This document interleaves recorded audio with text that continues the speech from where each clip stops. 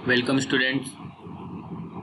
तो आपका स्वागत है यहाँ पे। जो हमारा एक वीडियो मैंने पहले भी पोस्ट किया था, जो कि हमारे आरटीयू के बिल्डिंग प्लानिंग सब्जेक्ट में नेचुरल वेंटिलेशन जो हमारा टॉपिक है लास्ट यूनिट में, उस पर हम डिस्कस कर रहे थे। हमने क्या डिस्कस किया था, जो पहला वीडियो है उसमें एक बार आप हमारे कॉलेज के यूट्यूब चैनल पे जाके देख सकते हैं वो वीडियो। लेकिन फिर भी एक बार मैं आपको बता देता हूँ कि क्या डिस्कस किया था। एक ओवरव्यू ले लेते हैं कि क्या क्या हमने उसमें देखा था। हमने देखा था कि नेचुरल वेंटिलेशन क्या है और बेसिक प्रिंसिपल कि temperature difference, buoyancy, wind buoyancy, temperature difference, humidity का जो डिफरेंस है, या टेम्परेचर डिफरेंस को हम क्या बोल सकते हैं, प्रेशर डिफरेंस। इन सब के कारण हमारा क्या अचीव होता है, नेचुरल वेंटिलेशन होता है।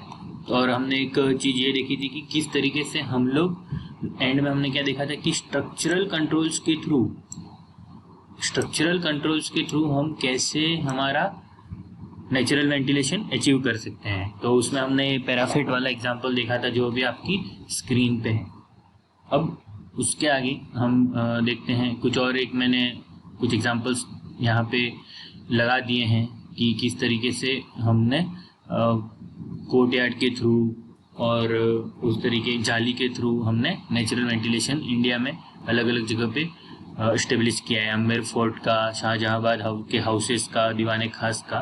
ठीक है, तो ये आप जस्ट एक प्रैक्टिकल जहाँ पे ओल्ड टाइम में हुआ करता था नेचुरल वेंटिलेशन, उन चीज़ों को बताया गया है। ठीक है, तो अब नेचुरल वेंटिलेशन की क्या ज़रूरत पड़ी है, क्योंकि तो उसका एक रीज़न है कि अभी क्या होने लग गया, जैसे जैसे मॉडर्न टाइम आने लग गया, और अगर आप ओल्ड टाइम के हाउसेस में जाओगे तो आपको वेंटिलेशन की प्रॉब्लम नहीं आएगी। ठीक है, लेकिन अब क्या होने लगा कि हम लोगों ने नेचुरल वेंटिलेशन पे ध्यान देना बंद कर दिया। अब मीन्स मॉडर्न जो हमारा इंडस्ट्रियलाइजेशन हुआ और उसके बाद में, और हम लोगों ने क्या करना शुरू कर दिया, पहले जैसे कूलर यूज़ करना शुरू कर दिया। फिर और टाइम के साथ में क्या हो गया कि हमने और सोफिस्टिकेटेड कूलर से चले गए हम एसी पे। ठीक है, तो इन सब से क्या होने लग गया कि ये सब मैकेनिकल मीन्स हैं, mechanical means of ventilation, artificial ventilation के मीन्स बोल सकते हो आप उसको। लेकिन उससे क्या होने लग गया कि हमारा एनर्जी का क्राइसिस बढ़ गया। ठीक है, दूसरा एक जनरल कॉमन पब्लिक में हम एक व्यू है या फिर एक ओपिनियन है कि नेचुरल वेंटिलेशन जितना अच्छा आर्टिफिशियल वेंटिलेशन नहीं है। ये बात अलग है कि बहुत सारी जगहों पे नेचुरल वेंटिलेशन स्टेब्लिश करना थोड़ा मुश्किल हो जाता है आज के मॉडर्न मार्केटिंग और कमर्शियलाइज वर्ल्ड में। तो हम लोगों को यूज़ करना पड़ेगा एसी, कूलर और ये सब चीज़ें। लेकिन बहुत सारे एग्जांपल ऐसे भी देखे गए हैं, जैसे कि यहाँ पे जो हमारी स्लाइड है उस पर आपको अगर आप गूगल पे जाके देखेंगे कंचनजंगा अपार्टमेंट मुंबई, तो उन्होंने हाई राइज अपार्टमेंट में भी क्या किया है, नेचुरल वेंटिलेशन जो मेरा स्ट्रक्चरल कंट्रोल था उसके थ्रू अचीव किया है। तो एक चल रहा था कि हाई राइज में प्रॉब्लम होती है नेचुरल वेंटिलेशन को अचीव करने की, लेकिन सही मायने में कहा जाए तो हमें हाई राइज में ही सबसे ज़्यादा ज़रूरत है नेचुरल वेंटिलेशन को अचीव करने की। अगर आपकी बिल्डिंग लो राइज है या फिर G+1 है, G+2 है, तो बहुत इजीली नेचुरल वेंटिलेशन यूज़ हो जाता है, आपको ज़्यादा कंसेप्ट लगाने की ज़रूरत नहीं है। और रीज़न क्या है नेचुरल वेंटिलेशन, जब भी हम जिस टॉपिक पे चल रहे थे वो क्या था कि एनर्जी का क्राइसिस, और दूसरा कॉम्प्लेक्सिटी ऑफ इंस्टॉलेशन। जैसे कि अभी मैंने कहा कि ये माना जाता है कि हाई राइज में ही नेचुरल वेंटिलेशन की ज़रूरत है। क्यों? क्योंकि हाई राइज बिल्डिंग में अगर आप देखिए कि कोई मेरा G+48, G+50 बिल्डिंग है और उसके मेरे को 15 या फिर फॉर एग्जांपल 25-26 फ्लोर पे एसी का इंस्टॉलेशन करना है, तो बहुत मुश्किल है थोड़ा, है ना। तो कॉम्प्लेक्सिटी है वहाँ पे इंस्टॉलेशन में। तो ये एक एग्जांपल है आपके पास में कि कंचनजंगा अपार्टमेंट जो है मुंबई में, उसको आप डिटेल में देख सकते हो। वही कंसेप्ट है कि इन्होंने हमारा किस तरीके से ओपनिंग्स प्रोवाइड किए, और उन्होंने क्या किया कि चारों तरफ से घेर नहीं दिया मेरे बिल्डिंग को। उन्होंने कहीं पर ओपनिंग रखा है, कहीं पे कोई particular type of glass work use किया है, कहीं पे particular type of shading use की है, और इस तरीके से उन्होंने नेचुरल वेंटिलेशन को अचीव किया है। तो हमारा अभी नेचुरल वेंटिलेशन क्या है, उसकी ज़रूरत क्या क्यों पड़ रही है, ये टॉपिक है। तो हम इस पे नहीं जाएंगे कि किस तरह से अचीव किया, वो हम हायर क्लासेस में पढ़ेंगे कि किस तरीके से नेचुरल वेंटिलेशन को अचीव किया है। कुछ टेक्निक्स के बेसिक्स आपको पता होने चाहिए कि क्या क्या टेक्निक्स हैं नेचुरल वेंटिलेशन को यूज़ करने की। तो उसमें एक आता है मेरा स्टैक इफेक्ट, एक आता है विंड टावर, कोर्टयार्ड इफेक्ट और सोलर चिमनी। आपको सेकेंड ईयर के लेवल पे इनके बेसिक्स पता होने चाहिए कि स्टैक इफेक्ट क्या है, विंड टावर क्या है, कोर्टयार्ड इफेक्ट क्या है, इस तरीके से, ठीक है। तो हम लोग एक स्टैक इफेक्ट देखते हैं। तो स्टैक क्या होता है कि अगर आपने सिस्टमेटिकली अरेंजमेंट करके रखा है, ये मैं डिक्शनरी मीनिंग बता रहा हूँ ऑब्जेक्ट्स का, तो उसको हम स्टैक बोलते हैं। लेकिन यहाँ पे स्टैक मीन्स क्या हो जाएगा हमारा कि हम लोगों ने शार्प टाइप प्रोवाइड करना है। वही एक आपको लॉन्गिट्यूडनल, अगर सीधे सीधे वर्टिकल डायरेक्शन में आपको शार्प जैसा स्टैक प्रोवाइड करना है, और उसकी वजह से, उसके इफेक्ट से एयर का सर्कुलेशन होगा और नेचुरल वेंटिलेशन अचीव होगा। कैसे? तो स्टैक इफेक्ट किस चीज़ पर डिपेंड करता है? थर्मल फोर्स और डिफरेंस इन टेम्परेचर। अब जब बिल्डिंग के बाहर की तरफ और अंदर की तरफ टेम्परेचर डिफरेंस होगा तो प्रेशर डिफरेंस भी होगा।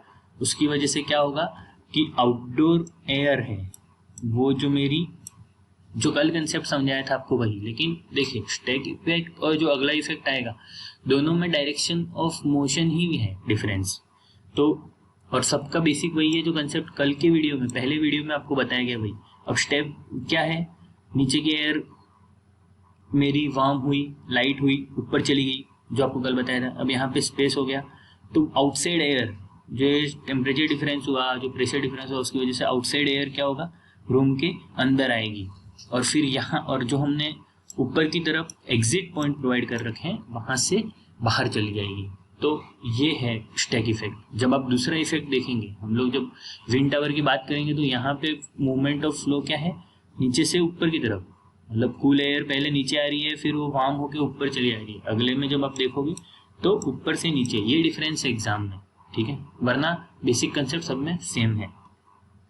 तो ये कब ज़्यादा बेटर वर्क करता है? विंटर में। ऑब्वियसली विंटर के केस में आउटर जो एयर है मेरी वो ज़्यादा कूल रहेगी, तो विंटर में वो बहुत अच्छी तरीके से इफेक्ट करता है। और किस चीज़ पे डिपेंड करता है? मेरा शाफ्ट का क्रॉस सेक्शन एरिया अगर ज़्यादा है तो स्टैक इफेक्ट ज़्यादा होगा। तो वो सीधी सी बात है कि ज़्यादा क्रॉस सेक्शन एरिया मीन्स, कल हमने एक फार्मूला देखा था विंड का, Q = KAV, ठीक है। तो एरिया ज़्यादा है तो Q ज़्यादा, क्वांटिटी ज़्यादा, या वॉल्यूम क्वांटिटी फ्लो ज़्यादा, तो फ्लो ज़्यादा तो मेरा स्टैक इफेक्ट भी ज़्यादा। और इसमें किस कारण से ये होता है?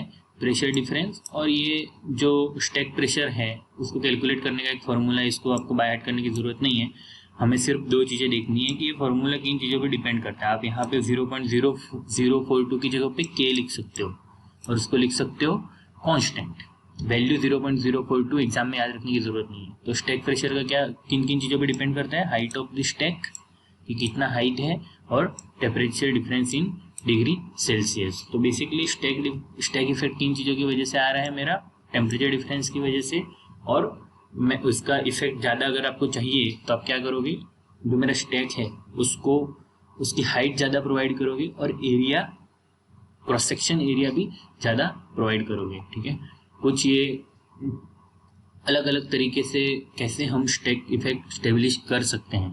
तो ये यहाँ हमारा सिमेट्रिक है, ठीक है।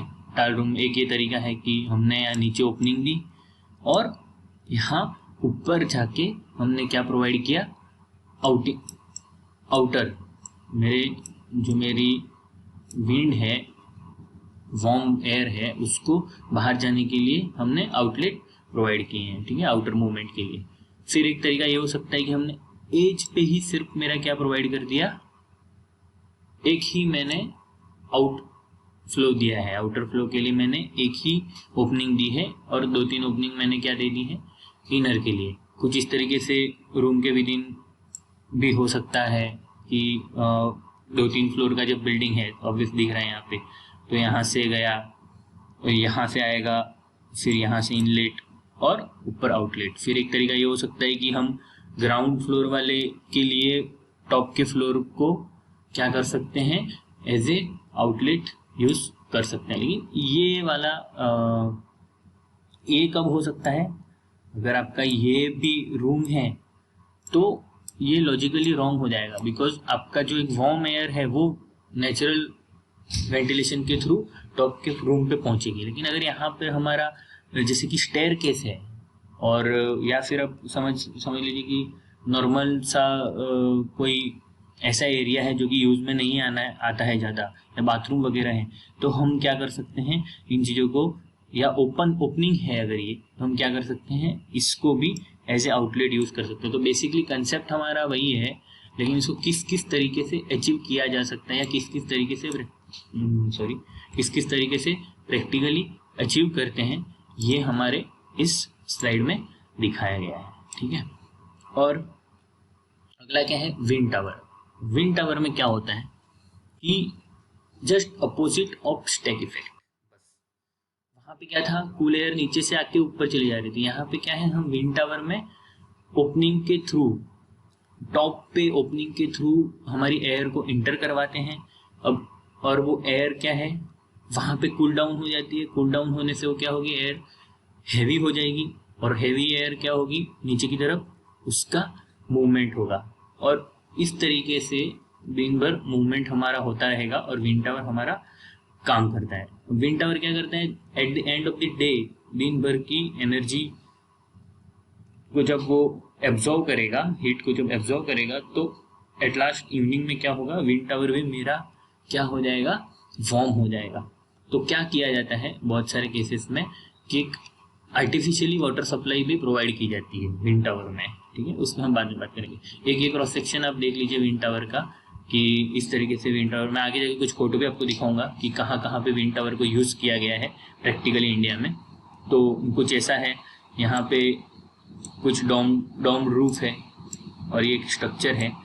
जनरली देख के आपको आप समझ सकते हो कि मोन्यूमेंट टाइप के स्ट्रक्चर में ये चीज़ यूज़ होती है। अब यहाँ पर कुछ वैसा ही है जैसे कि कॉमन एसी रहता है हमारा। ठीक है, तो हमने एक टनल प्रोवाइड की। अब यहाँ से मैं क्या करवा रहा हूँ, मेरे विंड की एंट्री करवा रहा हूँ, या फिर एयर की एंट्री करवा रहा हूँ, और उसका सर्कुलेशन इसके थ्रू मेरा यहाँ पर इस रूम में मैं, या फिर इस बिल्डिंग में नेचुरल वेंटिलेशन अचीव कर रहा हूँ। अब क्या होता है बहुत बार कि इस विंड को कूल करने के लिए यहाँ पर, अभी जो मैंने अभी यहाँ पे बनाया, ये राइट कर रहा हूँ, यहाँ पे हम क्या करते हैं, आर्टिफिशियल वाटर पॉन्ड प्रोवाइड कर देते हैं, जिसके बारे में हम देखेंगे आगे कि कैसे इसको किया जाता है। तो क्या होगा, एयर जब आ रही है तो यहाँ वाटर पॉन्ड में वाटर वेपर्स के कांटेक्ट में आ जाएगी, और वाटर वेपर्स के कांटेक्ट में आके वो क्या हो जाएगी, एकदम कूल हो जाएगी। कूल होने से उसका मूवमेंट, जो डाउनवर्ड मूवमेंट है, वो इजी हो जाएगा, क्योंकि कूल एयर इज हैवी। ठीक है, तो ये different type of wind towers हैं।